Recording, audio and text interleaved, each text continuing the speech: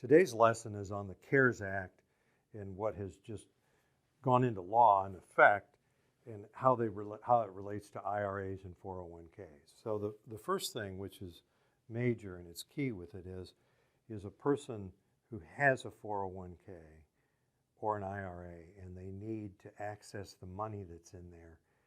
You know, the first piece of advice I'm going to give you is don't do it. I mean, unless you absolutely have to, because taking money out of your retirement account and spending it on current expenses can have very bad consequences for your ultimate retirement.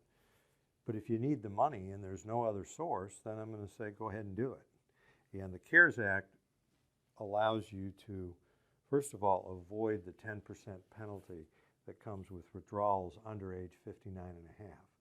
So that's a big deal. So if you withdraw $50,000 when you're outside of this window, just somebody that would just draw that money out to live, you would have a $5,000 penalty besides the tax. So up to $100,000, no 10% penalty. And then you can spread the income taxes. You still have to pay tax on the money, but you can spread that tax over 3 years. So it won't be quite as big of a bite.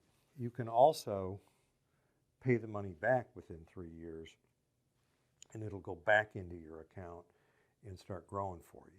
So in effect, it could be a short-term loan from yourself if you could get the money from another job or from a relative or from some other source or selling something. This is a nice provision that was made in the emergency situation that we're in, and it might be something relevant for some of your adult children that have children themselves. Then the second thing they've done is exactly the opposite for the people over age 70. So for the younger folks, they're saying you can pull money out to live. What they're saying for the people over age 70 that are exposed to RMDs is we're going to let you leave the money in there. Okay, so it's almost like they're speaking out of both sides of their mouth, but it's appropriate. So during 2020, anyone who's required to take out distributions or the RMDs, they're going to be waived for 2020, and that includes inherited IRAs. Now, to do either of these things, you need to be a qualified individual. And let's talk for a sec. So what is a qualified individual? Okay, number one is if you had the disease, the COVID, yourself or your spouse did or any of your children did, that makes you a qualified individual.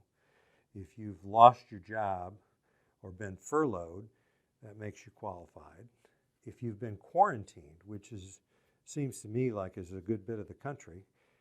I know I personally have spent most of the last 6 weeks at home.